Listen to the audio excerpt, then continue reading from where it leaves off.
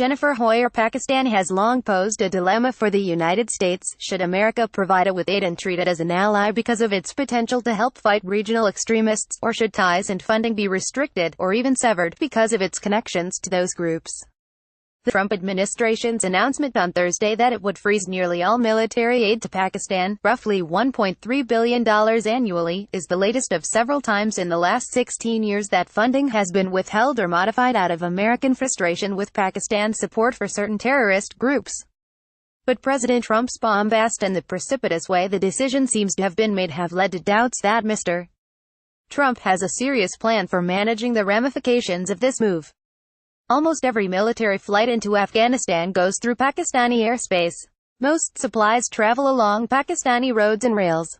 Pakistan could shut down American access at any moment, and some Pakistani officials are threatening to do just that.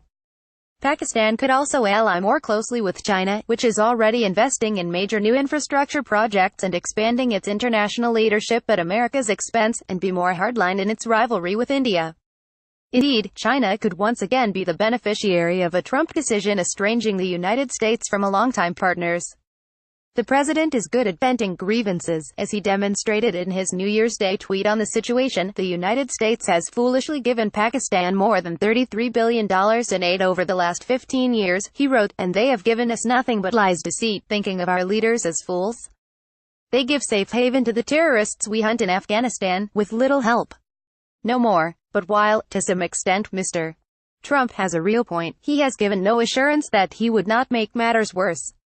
Americans last cut off assistance to Pakistan in the 1990s after Pakistan tested a nuclear weapon and underwent a military coup, creating distrust between the two countries that has never dissipated.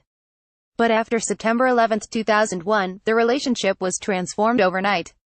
The United States demanded that Pakistan choose sides in the fight against al-Qaeda and the Taliban in Afghanistan, as well as their extremist allies who sought safe haven along Pakistan's lawless border.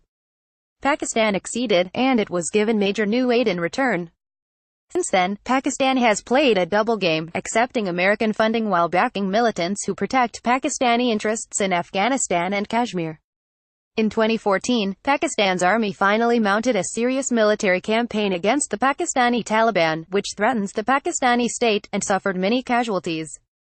But its security services continued to support the Haqqani network, a Taliban faction that has killed American forces in Afghanistan and is behind many of the large-scale attacks on Afghan cities.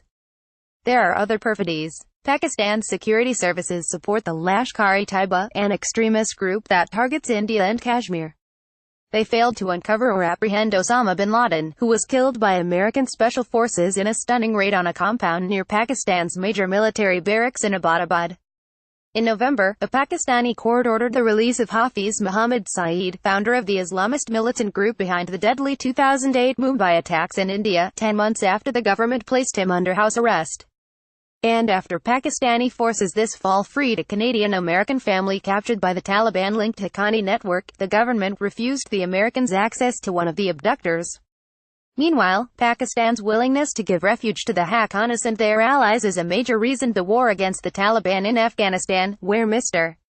Trump recently agreed to increase American troop levels, still drags on after 17 years. The Islamic State's expansion in Afghanistan has complicated the battlefield even more. Mr. Trump is not the first to call a spade a spade.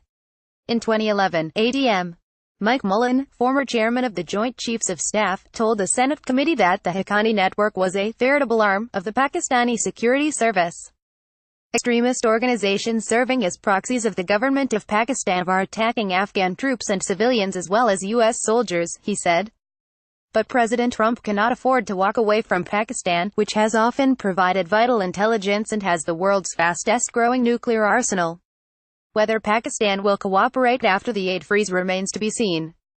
Initially, some Pakistani officials reacted harshly to the announcement, which came as a surprise, but on Friday, a foreign ministry statement talked about the need for mutual respect and patience as the two countries address common threats.